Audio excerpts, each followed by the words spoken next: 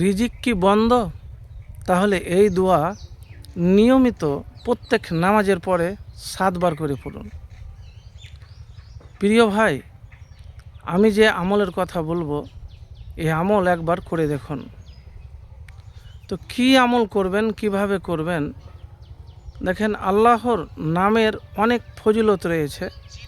এই নামগুলির মধ্যে যখনই আপনি দোয়া করবেন তখন ইয়া রাজ্জাকু 3 বার পড়ে আপনি দোয়া করবেন।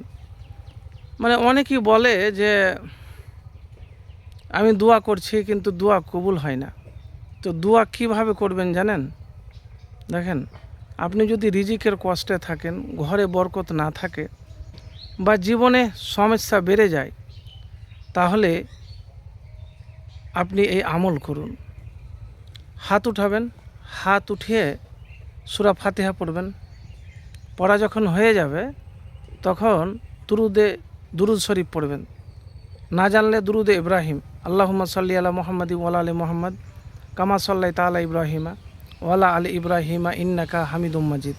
আল্লাহুম্মা বারিক আলা মুহাম্মাদি ওয়া আলা আলি মুহাম্মাদ কামা বারাকতা আলা ইব্রাহিমা ওয়া আলা আলি ইব্রাহিমা ইন্নাকা হামিদুম মাজিদ।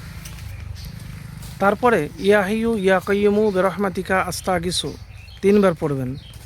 তারপরে লা ইলাহা ইল্লা আনতা সুবহানাকা ইন্নী কুনতু মিনাজ জালিমিন 3 বার পড়বেন। তারপরে ইয়া রাজ্জাকু, আল্লাহর সুন্দর সুন্দর নামগুলি মধ্যে এটি মহা সুন্দর নাম হলো ইয়া রাজ্জাকু। ইয়া রাজ্জাকু 3 বার পড়বেন।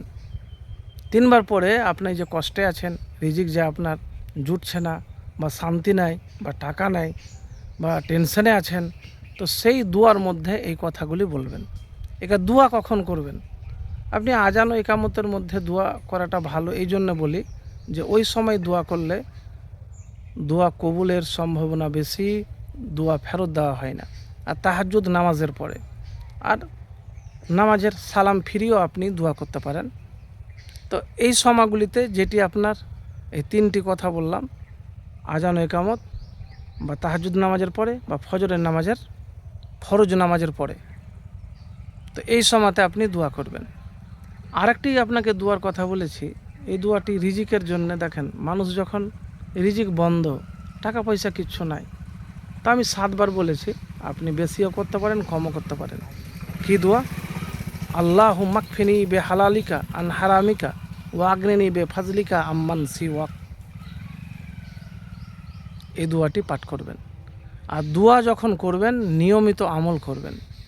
যদি ধরেন আপনি পেলেন না, দোয়া করছেন, কিন্তু হতাশ বা নিরাশ আপনি হবেন না। হতাশ নিরাশ না হয়ে আপনি দোয়া করতেই থাকবেন।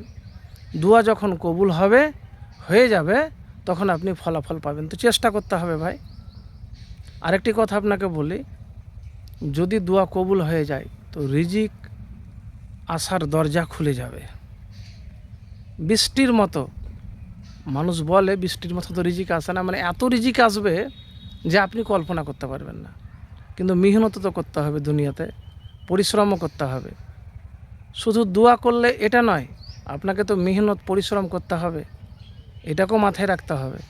আর আল্লাহর কাছে দোয়া করবেন, 5 ওয়াক্তের নামাজ আদায় করবেন, ভরসা রাখবেন, ইনশাল্লাহ ফলাফল পাবেন।